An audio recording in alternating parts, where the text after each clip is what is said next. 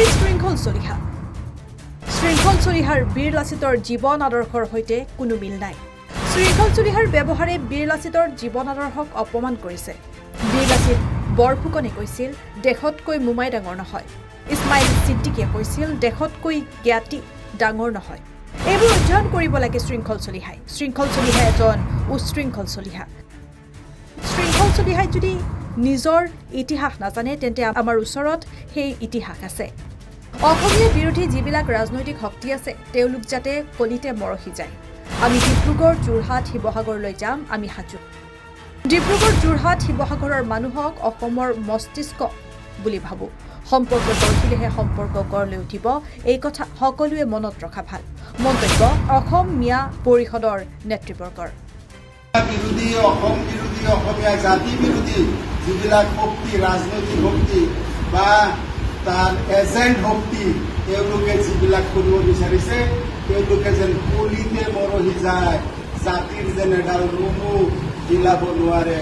আৰু যদি কিবা কাৰণত কিবা হয় তেতিয়াহ'লে কিন্তু পৰিণাম বেয়া হ'ব। অসমৰ 3,20 লাখ মানুহে তাক সন্মান কৰিব। গতিকে এই অৱস্থাটোলৈ নাহক, সৃষ্টি নহওক। অসমীয়া জাতিৰ দীৰ্ঘায়ু হওক, অসমীয়া ভাষা অনাদিকাললৈকে বাচি থাকক। আমি অসমৰ ৰাইজখিনি আৰু অসমখন আমাৰ বাচি থাকক, এই কামনা। এই ক্ষেত্ৰত আমি কৈছোঁ শৃংখল চলিহাক, আমি কৈছোঁ এজন উশৃংখল চলিহা। শৃংখল চলিহাই যদি তাৰ নিজৰ ইতিহাস নাজানে, আমাৰ হাতত তাৰ ইতিহাস আছে।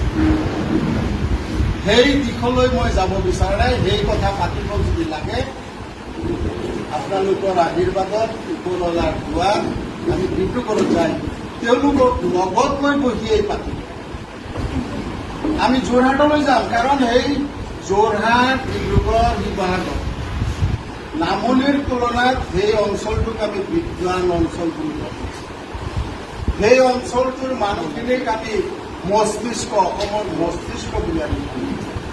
এতিয়া তেওঁলোক কিমান মস্তিষ্ক, কিমান বিদুৰী, কিমান বিদ্বান, সেই কথাটো আমি যে ভাবি থাকিলোঁ তাতোতো জানিবৰ কাৰণে তেওঁলোকৰ ওচৰত কিছু পঢ়িবলৈ যাব লাগিব।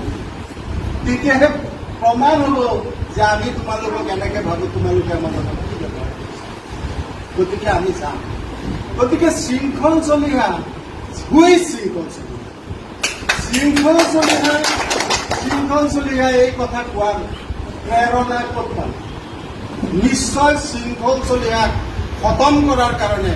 আৰু শৃংখল চলিহাৰ বীৰ লাচিত বুলি নাম যে কৈছে, শৃংখল চলিহাৰ ব্যৱহাৰে বীৰ লাচিতৰ যি জীৱন আদৰ্শ তাত একো মেটছেই নহয়। নিউজ ডেস্ক, পুৰুপথাৰ প্লাছ।